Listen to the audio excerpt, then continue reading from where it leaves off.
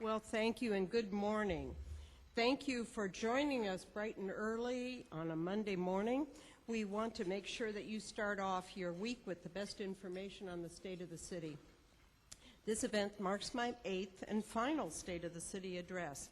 It's become an annual tradition for us to plan these events with the Chamber of Commerce, and I really want to thank Steve Cushman and the whole staff at the Chamber for hosting these breakfasts and for bringing us together to talk about the important issues for our city. I've had the opportunity to work with many council members over the years, and I'm honored to stand here today with 6 city council members who are dedicated to serving our community. Let me introduce Councilmember Ia Falcone, Councilmember Dale Francisco, Councilmember Roger Horton, Councilmember Grant House, Councilmember Helene Schneider, and Councilmember Doss Williams.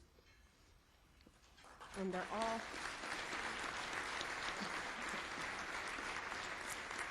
we've got them over there at the kids' table. I'm also very proud of our city's management team. They're seated throughout the audience, and I'd like them to rise and stay standing as I call their names. We'll give them a clap at the end. Assistant City Administrator Joan Kent, Airport Director Karen Ramsdell, Waterfront Director John Bridley, Finance Director Bob Pearson, Police Chief Cam Sanchez, Parks and Recreation Director Nancy Rapp, Community Development Director Paul Casey, Administrative Services Director Marcelo Lopez, Library Director Irene Macias, Fire Chief Ron Prince, who recently announced he will retire in May, and the newest member of our executive team is Public Works Director Christine Anderson. She's joined us last year. She brought with her an impressive record from the cities of Long Beach, Boulder, Colorado, and Eugene, Oregon. Welcome, Christine. Let's all give them a round of applause.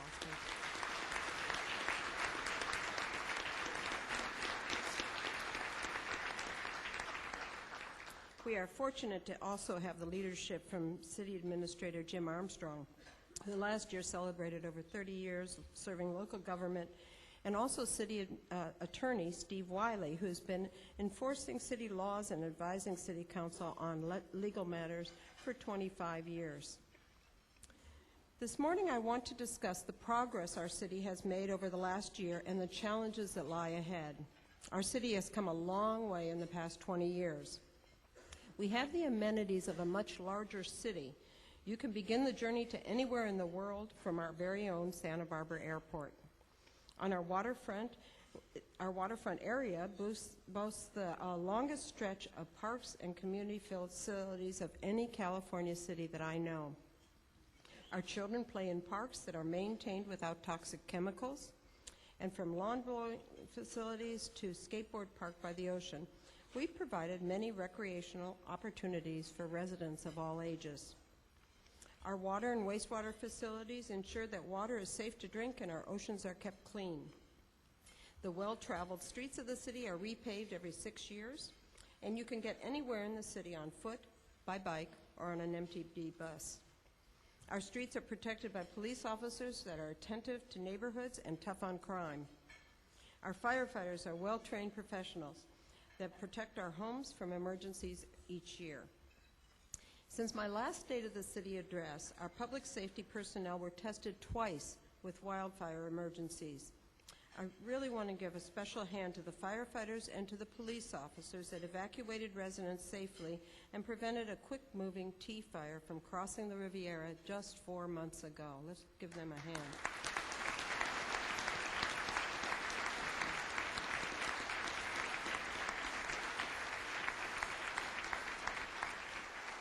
They were joined by numerous community organizations, businesses, and residents who provided meals, clothes, and shelter to families who lost homes in the fire. While the fire was tragic, it showed us all the power that we have as a community to help each other during times of crises. At your places, you will find a radio reference card to keep handy in your wallet. We worked with the Orfalea Foundation and the County of Santa Barbara to print these cards for residents to locate radio stations quickly in an emergency. As we head into difficult times, it's good for us to reflect how we arrived at this day. We've built a successful partnership with businesses, government agencies, nonprofit organizations, and neighborhood groups. There are many examples that come to mind, but I'll give you a few.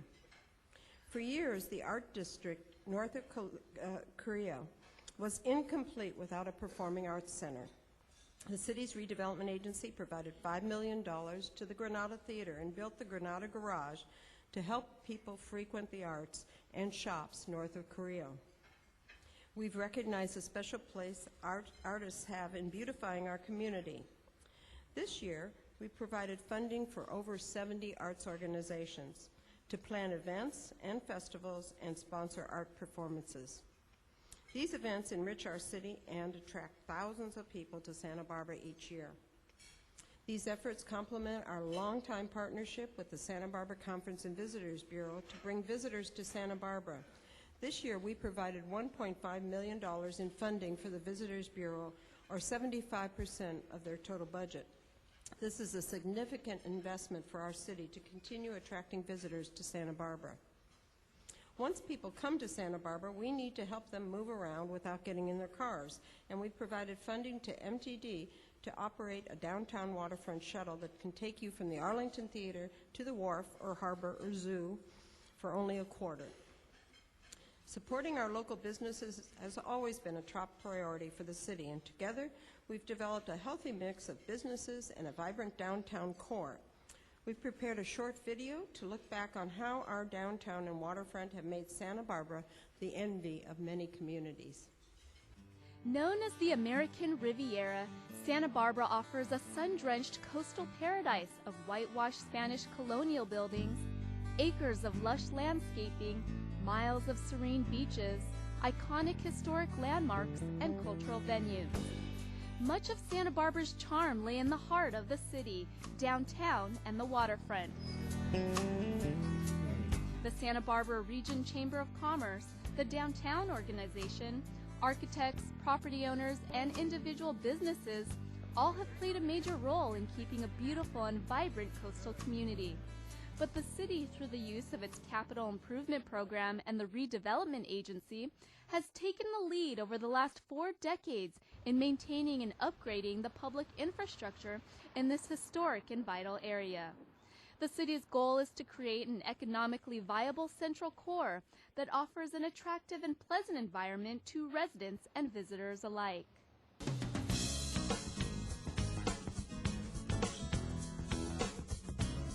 The redevelopment agency was created in the early 1970s to counteract what the technical term is blight.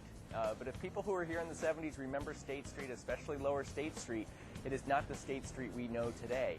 And so a redevelopment agency was created, a project area which encompasses essentially the downtown and the waterfront was created. And it takes the tax revenues, the property tax increases, and then reinvests that money into the project area to create economic development and business vitality. And I think the agency's been very successful at doing that. By building affordable housing, improving public infrastructure, and developing new parks, parking facilities, and cultural attractions, the city has leveraged its use of public funds to stimulate millions of dollars in private development. Great progress has been made in the area, and many projects have enhanced Santa Barbara's natural beauty. For instance, the area along State Street between the beach and downtown is especially important because it links the city's main tourist hotel population with major retail area above the freeway. Since the mid-1980s, the RDA has worked with the Old Town Merchants Association and the Downtown Organization to improve surface parking lots, sidewalks, and pedestrian amenities along Lower State Street. Old Town continues to thrive visually and economically as a result of this beautification. The redevelopment agency, I think, has benefited local businesses by creating and maintaining downtown Santa Barbara as a vibrant downtown. If you look back to the early 70s when the redevelopment agency was just starting, the future of downtown wasn't as strong as it is today. You didn't have the pedestrian activity, you didn't have the tourist destination, and there was a real concern that maybe downtown was going to be usurped by some of the more suburban malls, and Goleta growth at that time was a threat to downtown. And so the redevelopment agency, by reinvesting local property tax dollars back into the downtown has really created the successful business climate that we have.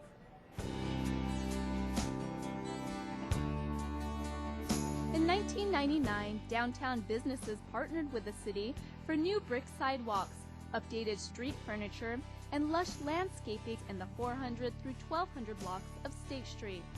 The project has dramatically improved pedestrian circulation, and the new paving materials and landscaping accentuate the architecture along State Street. The new sidewalks have greatly enhanced the ambiance in the downtown area. The sidewalk project itself is a good example of the cooperative relationship between the businesses and the redevelopment agency. The agency funded a project to do the sidewalk improvements and the landscaping and such, but originally it wasn't going to be these brick pavers, and the businesses said, we wanted to be that extra special, that really good project. And so they actually assessed themselves to fund that extra increment of cost to get the brick pavers onto State Street. And I think that's been a great investment on the business's part and a real benefit to the community.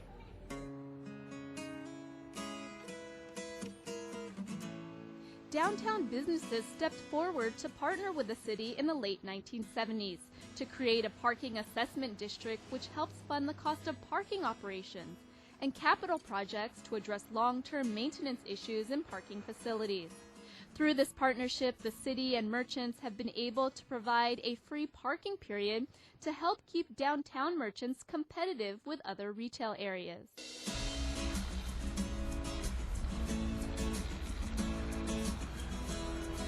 In 1988, the process to create Paseo Nuevo began. The RDA acquired 15 downtown parcels, relocated 35 businesses, demolished existing buildings, and vacated a portion of De La Guerra Street in order to construct this regional mall.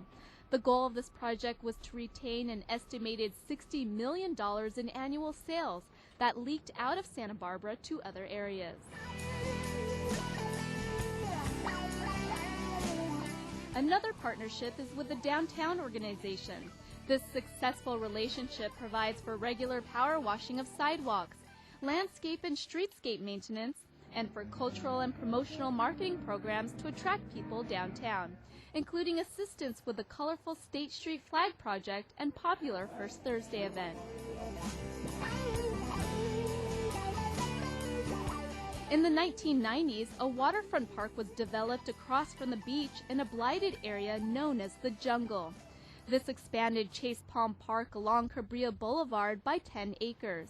The park includes a lagoon and creeks, picnic area, walking paths, a fully restored antique carousel, and plenty of places for just relaxing. The city will continue to invest in projects in the downtown and waterfront to make the area more attractive to potential employers, private investors, visitors, and residents, thereby preserving Santa Barbara's reputation as the American Riviera. We've worked together to build a world-class city and a sustainable community that provides the environment, the jobs, and the housing for our local economy to prosper. Now we face the challenge of preserving our way of life. If there's one thing we can learn from our history, I'd say it's that we have strength in numbers, and we can surmount any obstacle by working together. For many years, I've held quarterly meetings with different business groups. I've listened to the special needs of businesses ranging from auto dealers to hotel owners, healthcare professionals to local realtors, and I've known the current economic recession is affecting absolutely everyone. In our upcoming year, I plan to continue these meetings with local business owners and discuss how we can help the community survive the financial crisis. Our local government services and finances are the key indicator of Santa Barbara's economy. City Administrator Jim Armstrong is here today to brief us on the city's financial condition. See, I give you the good news. He's going to tell you this.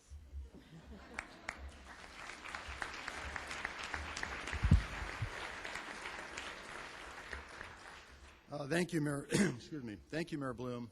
I am pleased to provide you today with an overview of the fiscal issues facing our city. These are difficult times, and just like all of your businesses, city government is being impacted dramatically by the current economic crisis. I have been in local government now for 32 years, and in every one of those years I have been intimately involved in preparing city budgets.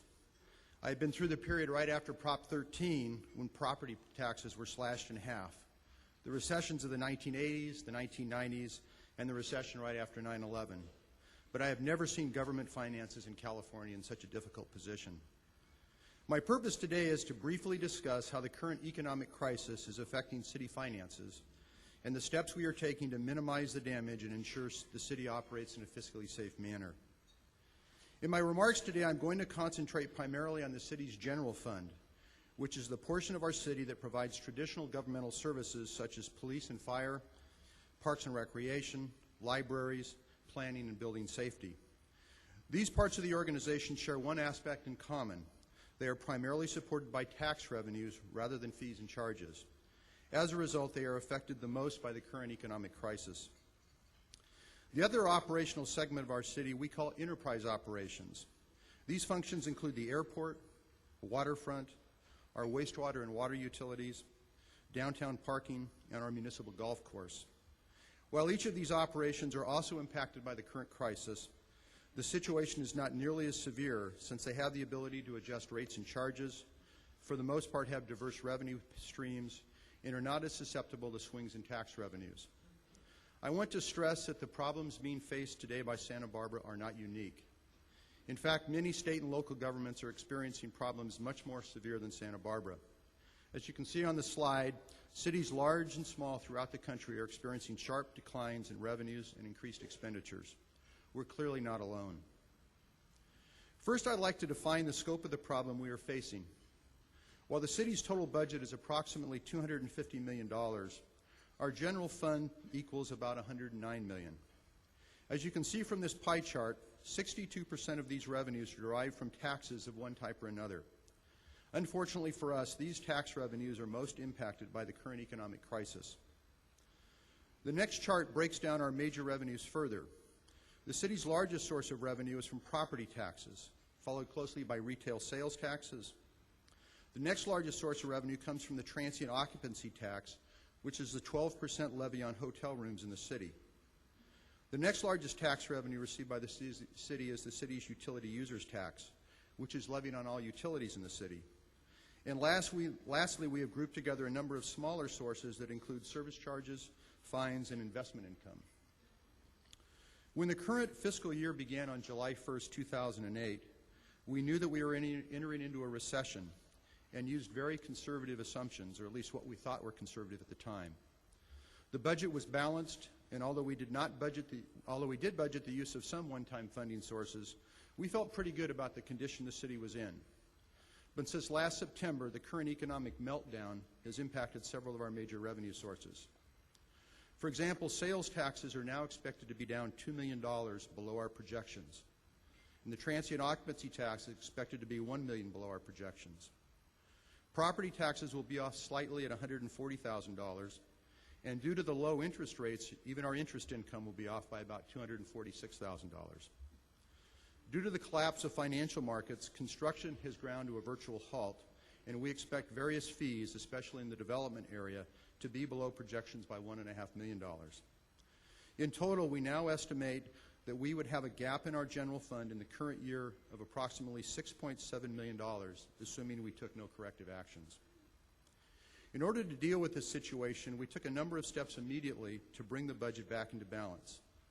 These steps included eliminating almost all meeting and travel expenditures, reducing purchases of supplies and services, implementing a hiring freeze on all but the most critical city positions, and recommending to the council that we utilize reserves in our workers' compensation fund and in a couple other funds to get us through the year. We've also delayed several capital improvement projects that were scheduled to begin this year.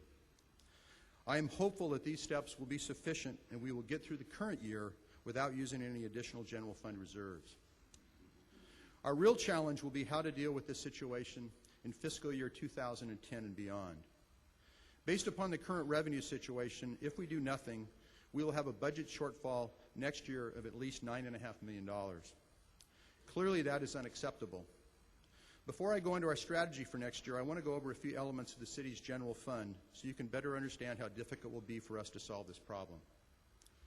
First, if we look at the expense side of the equation, you will see that more than 75% of our expenditures are used for salary and benefits. We are a service organization, and the primary product we provide are services such as police and fire services, recreation services, and maintenance activities. All of these functions are very labor intensive. In our case, our employees are represented by 6 different labor unions. Some of these unions are in the middle of labor contracts, which provide for additional compensation and benefits over the next 2 years. The next chart shows how the money is spent by department. As you can see, public safety, which is composed of fire and police services, makes up half of the budget. The next largest expense is for parks and recreation, followed by community development, the library, and the general fund portion of our public works department. And lastly, you can see the administrative departments such as finance and the city administrator's office. The next chart shows how our general fund reserves over the past 5 years. Our policy requirement is to set aside 15% of our operating budget for disasters, which is that portion on the chart which is shown in blue. Our goal is to also have 10% as a budget reserve, which is shown on the chart in magenta.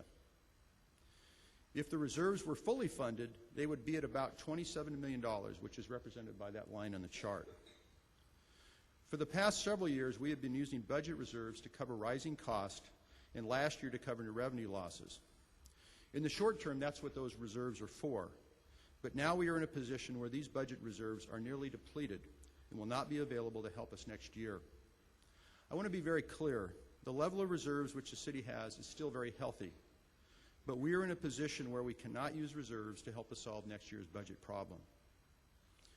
In order to address next year's budget situation, we're hoping to implement at least $1.5 million in citywide reductions to employee salaries and benefits. This will likely involve a mandatory furlough or unpaid leave similar to what the county implemented last year. Last week, the City Council approved agreements with our supervisors and a compensation plan for managers that provides for a mandatory furlough equivalent to a 5% pay reduction. The agreements also reduced other benefits that these employees receive. These agreements will result in a net decrease in compensation to these groups, even when taking into account the small CPI adjustment that the Council granted. We are still in discussions with the city's largest employee union, SEIU, which represents all of our general employees. We are hoping that SEIU will also agree to up to a 5% furlough and other benefit reductions. We are also having discussions with our police and fire unions about helping to solve the problem. Both of these unions have existing contracts that provide for pay increases in the upcoming months. I am hopeful they will agree to help us in cutting expenses in order to minimize service impacts. Assuming we're able to obtain agreements with our unions to reduce citywide labor costs, the remaining shortfall will be addressed through a combination of departmental reductions, revenue increases, and some program shifts. The largest portion of the adjustments will be in cuts to departmental operating budgets. I have asked departments to develop plans to reduce expenditures by $6.3 to $8.3 million for next year. Over the past 2 months, all of our department heads have been working with their staffs to develop financial plans that will have the least impact on the public. They have struggled with the difficult and stressful decisions that could impact many of our employees and their families. It's not been an easy task. I'm very proud of all the work that has been done to think creatively, look at new ways of getting the job done, while also trying to minimize laying off employees during these difficult times. As an organization, our city has prided itself on the level of services we provide to the public, and also in the organizational culture we have built up, which reinforces a strong work ethic and dedication to public service. Despite what you may hear about government employees, I can tell you that we have a truly committed workforce that loves what they do and are proud of the community they serve. We are doing all we can to avoid cutting essential city services, especially in public safety. But the magnitude of the problem is so large that the budget I'll be recommending to the City Council next month will impact every department to some degree. These adjustments will also impact every outside organization that depends upon the city for funding. I just don't know how we can avoid it, considering the magnitude of the situation we face. We received a lot of questions about whether or not the recently approved federal stimulus package will help the city through these difficult times. The federal plan provides for approximately $16 billion to the state to disperse to local governments. There are approximately 40 different types of funding with different processes for each to obtain these funds. Most of the significant funding will be for street projects, water facilities, and energy efficiency projects. We will apply for all the funding that we believe is appropriate to the community. However, it's important to note that this funding is for capital improvement projects, not operating expenditures. While this will certainly help us address some important capital needs, it will not help us solve our operating deficit. One area that we have identified which may provide some assistance is the reauthorization of what's called COPS funding. This program is specifically designed to retain and hire police officers. Our police department is actively reviewing this program and will apply for funding as soon as the guidelines are made available by the federal government. In conclusion, our city is facing very challenging times. In the next few months, the City Council will need to make extremely difficult decisions that will certainly not make anyone happy. None of the options they will consider will be popular. In times like these, there's a tendency to look for silver bullets or push to implement short-term fixes that just delay the pain. Another strategy is to point at past decisions made in good faith at the time and second-guess those decisions. But that kind of finger-pointing will just become a distraction. What we will need to do is roll up our sleeves and solve the problem honestly and constructively. I am confident that in the end we'll survive and become an even stronger city organization. But as we face these difficult decisions, we will need the support and understanding of the entire community. On a more positive note, I do want to thank all of you who assisted last November in the successful passage of both Measure G, which modernized the city's utility tax, and Measure A, which extended the county half-cent sales tax for another 30 years. Both of these measures are critical to the transportation system in our city and also in the county, and had they not been approved by the voters, the situation we face could be much worse. Now I'd like to turn the podium back to Mayor Bloom.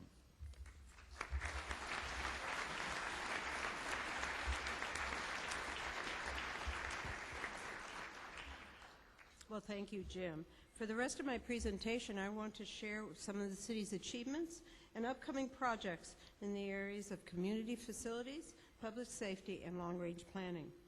Despite our budget deficit, we will continue to be creative to figure out how to fix and improve many community facilities in need of renovation. With or without the federal stimulus funding, our capital projects contribute to the local economy. In the last fiscal year alone, we awarded $42 million to local companies on the South Coast to design and construct various city improvements. Not only do these projects maintain our streets and buildings, but they create local jobs as well. In the last year, we finished the construction of several capital projects due in large part to private grant funding, the city's redevelopment agency, or one of our enterprise funds. The East Side Library was modernized to provide a larger and more accommodating area for children and families to read. The city's oldest park, Plaza Veracruz, was renovated with new walkways, park benches, pedestrian lighting, and new landscaping. A new pocket park was added to the west side with the expansion of Bonet Park. The park is a passive green space for West Side residents and includes many unique features to benefit the neighborhood. Santa Barbara is known to be a walkable city. We've made excellent progress this year in making the city even more pedestrian friendly. Lighting was added to the Junipero Bridge, pedestrian bridge, to increase accessibility and safety at night for Little Cooper Junior High School and Oak Park neighborhoods. Traveling downtown from the Mesa along Carrillo Street used to be a challenge if you were on foot or trying to catch a bus. New pedestrian enhancements are well underway to help you. New sidewalks, access ramps, landscaping have turned this road into a friendlier footpath.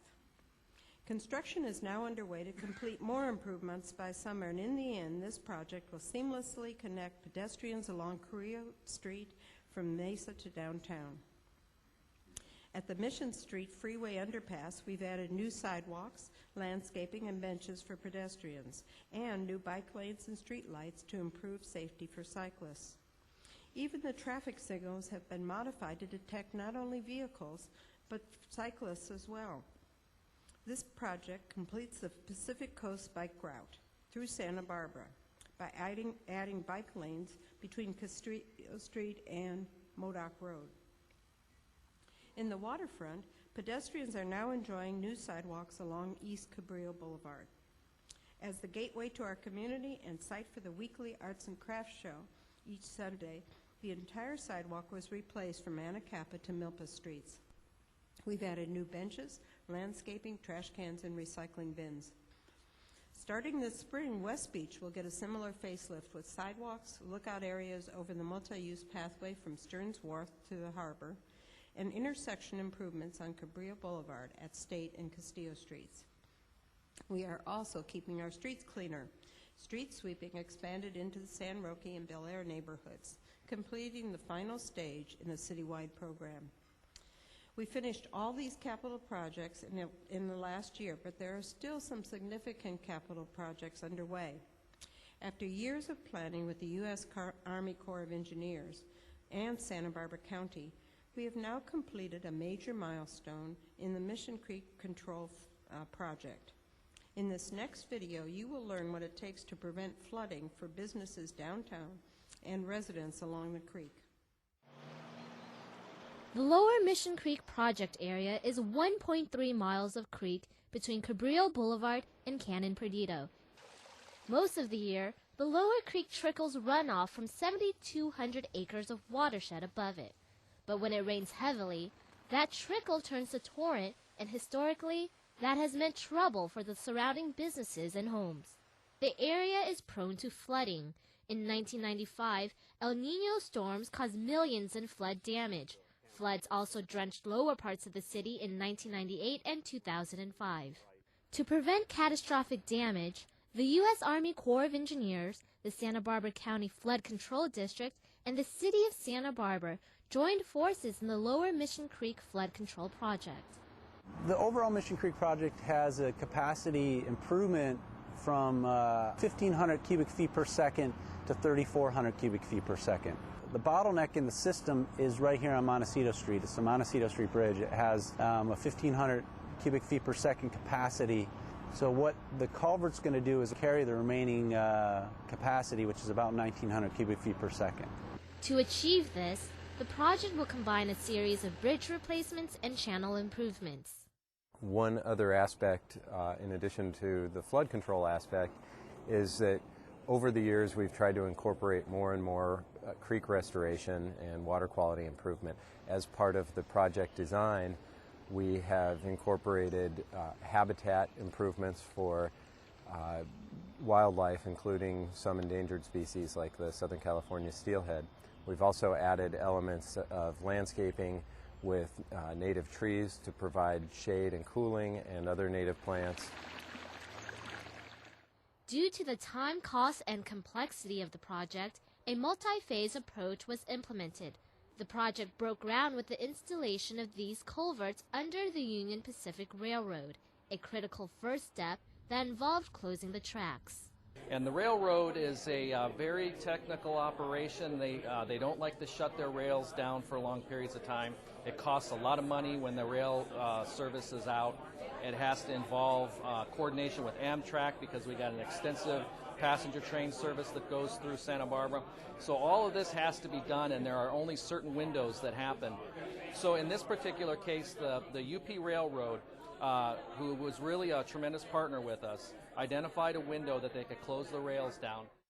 After the last train rolled through, the clock started ticking. In 60 hours, crews had to first physically cut 200 feet of the tracks and move them out of the way, then excavate 13 feet below grade before they could install 30 massive 47-ton concrete box culverts underground, totaling over 1,200 tons and measuring about 85 feet long. This particular was 100% county flood control funded. The net result is the Mission Creek project's now under construction. Perhaps the most critical element of the whole project is now built, and so now that will help us petition the federal government for additional money to continue the construction. In the grand perspective of things, the amount of flood protection that this will give the city is a cost savings to the citizens. If a flood happens, the amount of damage that can occur can be tens of millions of dollars. And when you look at the project's cost overall, from Cannon Perdido all the way down to the beach is, you know, somewhere in the range of $50 to $60 million, and over time, it will pay for itself. The Highway 101 improvements are back on track after the state passed its budget. While this project just began last summer, excellent progress has been made on the first stage of the Cacique Street undercrossing. Work just started on the Highway 101 bridge over Milpas Street. Construction of the larger project, including new freeway lanes and a roundabout, will be completed over the next 3.5 years. For weekly updates on this project, check out sbroads.com website. Our fire headquarters on Carrillo Street is being renovated for seismic safety. This construction will not only keep the building standing during an earthquake, but will now provide for more space for staff to operate in an emergencies operations center to coordinate disaster response under one roof. Just a few blocks down on Carrillo Street, the Carrillo Recreation Center is being renovated to improve safety and accessibility to meet ADA requirements.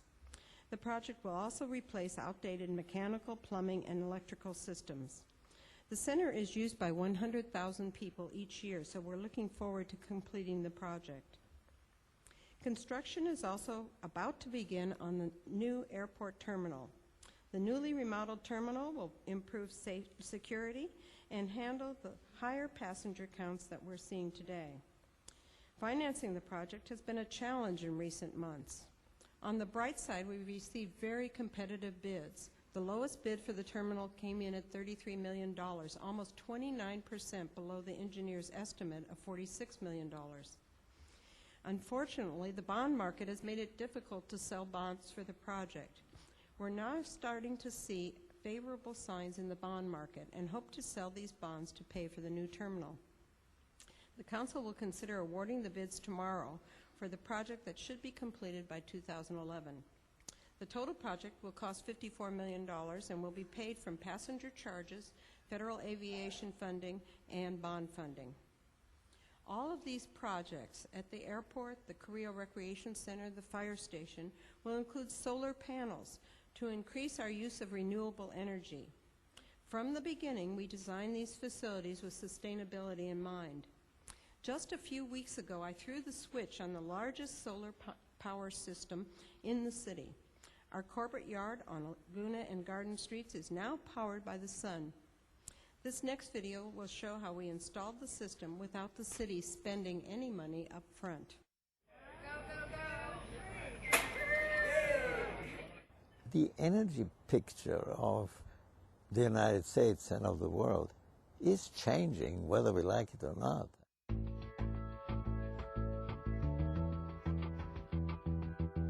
Photovoltaics is a dream technology because it has no moving parts to require maintenance. It's easy, it's reliable, it's kind of like this cool power out of it that comes out of nowhere.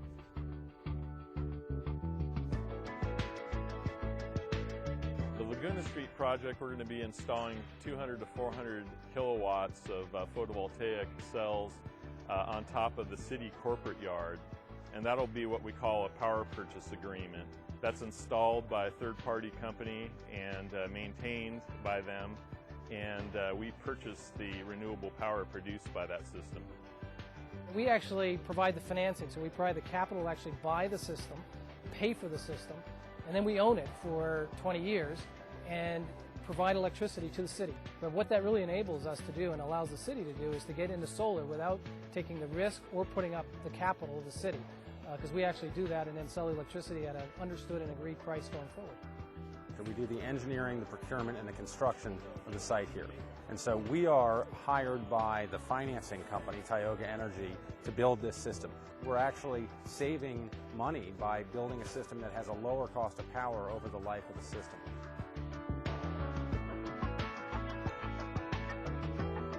There's some very interesting work being done right here in Santa Barbara. Using organic material.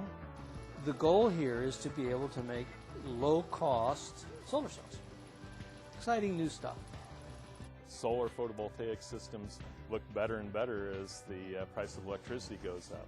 They generate energy when you need it. They generate energy during the peak hours of the day. So that's really a great advantage. It's a small step. It feels like a big step, but in the grand scheme of things, it's a small step. But every long and important voyage starts with a small step, and the momentum is building. It makes me feel great. It tells me that an investment in solar energy is really going to pay off, and it was simple to accomplish. It takes no maintenance, and I'm doing a good thing. For us here in Santa Barbara, we get so many days of sunshine. You can't let the sun just go to waste. Santa Barbara's setting a great example. This is one of the biggest city installations around, and so for them to take this big step, I think can help show other cities how easy it is to go solar.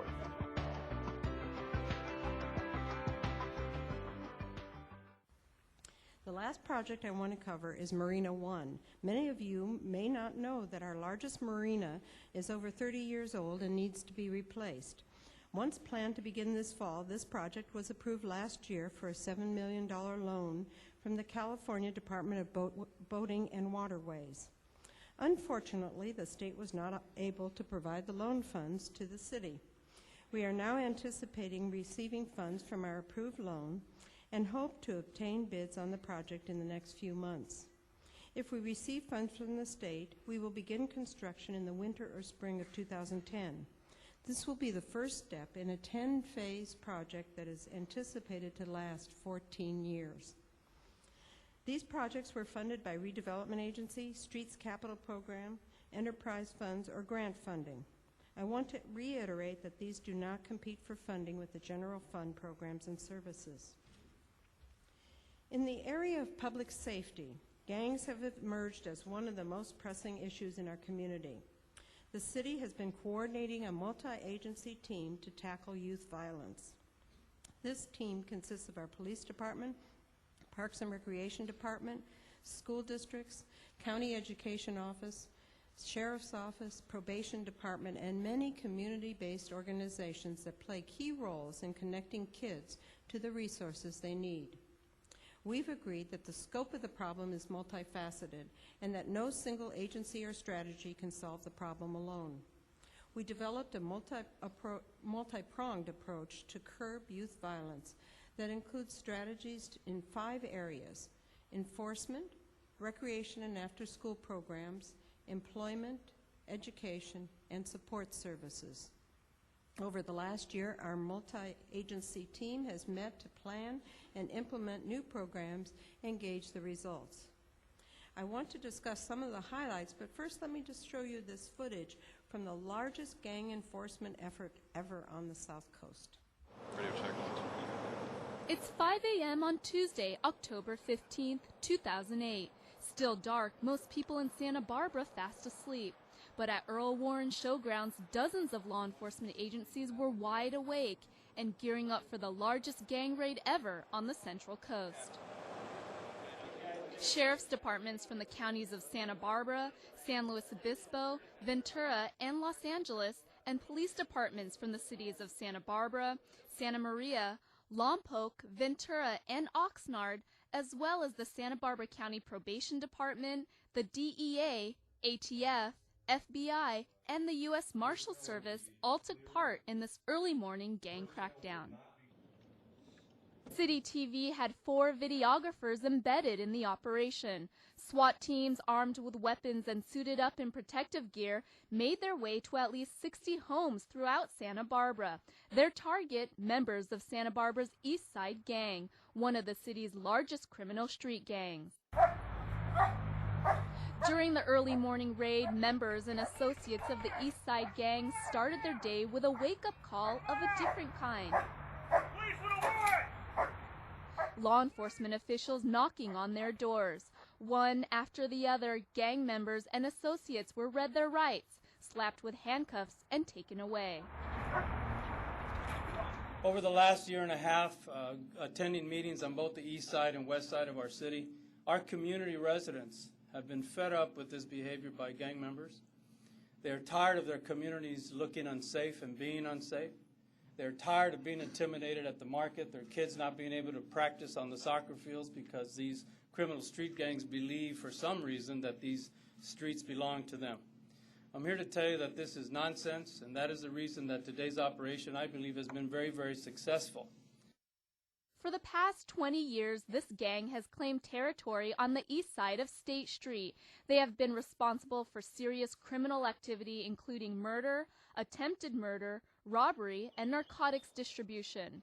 In addition to various criminal charges, all of the defendants in this case are being charged under the Federal Racketeer Influenced Corrupt Organizations Act, also known as the RICO statute. That's the law used to attack the mafia, and it carries a penalty of up to 20 years in federal prison. We took very seriously the increase in horrible increase in very violent crime on our streets. The indictment alleges that the gang was responsible for the murders of 2 rival gang members last year, and also that gang members attempted to kill 6 other victims. Law enforcement officials say the punishment will fit the crime. And the thing that really brings it all home is that they do not do time. They will not go to Soledad or Chino or anything like that. They get time in the federal system. They're going to Tennessee, they're going to Illinois, they're going back east probably somewhere where they can't associate with their the local gangsters. In the city of Santa Barbara, I believe we have made a dent in criminal street gang activity, and it is just beginning, folks. This is not the end, it is only the beginning. This raid was only one day out of a long investigation under Operation Gatorol. To date, the joint federal-state enforcement operation has resulted in a total of 227 arrests.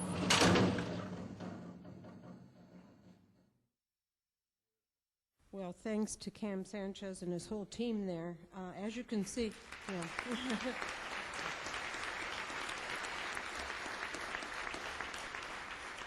our police department has sent a strong message that gang violence will not be tolerated, and we're pulling in the resources needed to end it.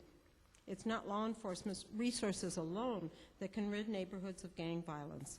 Kids face many problems, from poverty to the lack of early education, that ultimately lead them to join gangs and make poor choices. As a community, we will need to help kids make positive choices very early in life. Making a difference for our youth will involve the frontline staff focusing on gang prevention and intervention well before violence occurs. We've created an inventory of service providers that directly interact with at-risk youth. Through this process, we've been able to reduce bureaucracy and be more efficient in quickly identifying problems and taking action. Together with the schools, we've paid special attention to high-risk youth that are actively involved in gangs. Our long-term goal is to assign outreach teams to each junior and senior high school in the South Coast. They will counsel youth and their families and help them steer away from gang activity. We meet with the school board twice a year to ensure that our programs are coordinated with children, and the children can participate in safe after-school activities. We initiated summer programs last year that gave kids some safe alternatives to hanging out with gangs, and we plan to expand them this summer. Job training and employment are also critical efforts to help kids spend more time preparing for their future and building awareness that gang activity is a dead end. As we continue forward, I think I can speak for many agencies in saying that we've assigned the staff resources needed and making gang prevention a top priority to put an end to the violence. Our police department monitors crime rates on a regular basis, and we've pulled our crime statistics over the last 10 years. This is a chart of violent and property crimes, and you can see that our overall numbers have remained fairly level for the past 10 years. Looking at the last 5 years, violent and property crimes are down by 22%. We wanted to see how we would measure up against some of our peer cities and recently looked at 10 communities similar to Santa Barbara. They were similar in size, tourist base, and services they provide, from Santa Monica to Newport Beach. On the chart, you can see that there were 38 violent property crimes per 1,000 residents in Santa Barbara. Looking at other communities, this rate falls right in the middle of the group. We also looked at the number of sworn police officers per 1,000 residents and found that, again, we landed in the middle. when compared to similar communities. I'm very proud of our police department and the work they do every day to solve crimes and handle emergencies. In my time in Santa Barbara, one of the most complex issues to solve is homelessness. We've invested in shelters and programs that help the homeless and mentally ill transition to self-sufficiency. We've also heard from many businesses who need more help confronting aggressive panhandling and alcohol use in our parks and downtown. The City Council recently approved 12 recommendations to better address homelessness in Santa Barbara. These strategies range from making better use of shelter beds we already have to improving coordination between street outreach workers and the police officers. As services to the vulnerable homeless population are reduced due to budget crisis, we hope the new strategies will make a difference in our community. We've talked at length about the need to provide affordable housing option to city residents. With years of attention from the city and from the Housing Authority, we've built or secured over 4,000 housing units throughout the city that are affordable for low and middle income families, seniors, and people with special needs. The city also provides funding for numerous social service agencies that play an important role in helping youth, the disabled, battered women, and other special needs groups. This year, we will provide almost $2 million in community development block grants and human services funds to 60 agencies. A month ago, the Plan Santa Barbara process, or City's update to the general plan, produced a policy framework that covers the city's vision in the areas of housing, land use, circulation, historic resources, safety, economic health, and the environment. Many neighborhood groups and community organizations gave input to prepare those recommendations. In the upcoming year, we will work on some of the high priority policies.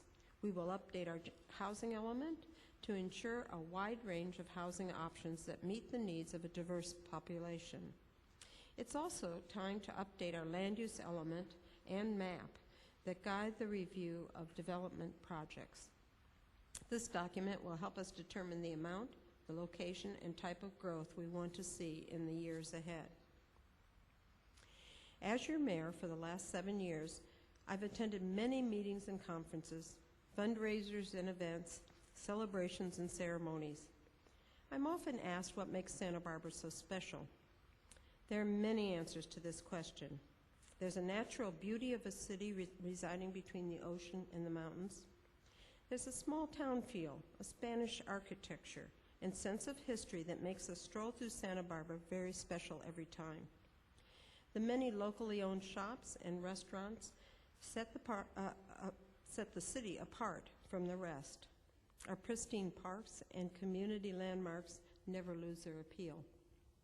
Above all, I believe it's the people of Santa Barbara who makes this community a special place. When I look out into the room, I see many familiar faces that get involved in the community. We have over 200 members of the public that serve on boards and commissions, making recommendations to the council on policy issues. We even have a youth council advising us on programs that affect teens. Many of you are actively involved in neighborhood or community organizations, whether you serve on a board, volunteer your time, or provide financial assistance. You make time to make Santa Barbara a better place. Together, we've created a very special community. We're now facing extraordinary challenges, and now is the time we must preserve the great place that we cherish. There are many parts to the community that as a whole make Santa Barbara what we see and experience every day. The City Council and I are ready to make difficult choices for the best interests of this community. We invite your ideas and welcome your participation as we look to the future. With your help and focus on a big picture, our community will persevere through economic hardship. We are committed to maintaining high-quality services and programs. As you've seen, we've built many strong partnerships to be where we are today. We will need to work together more than ever as we look to the future. We're all in this together. It's been truly a privilege to serve as your mayor and council member for the last 13 years. As I finished my last year on the City Council, I'm proud of all we've accomplished together. Thank you for your support and for your commitment to this community. And that's me in my first Solstice Parade. Thank you very much.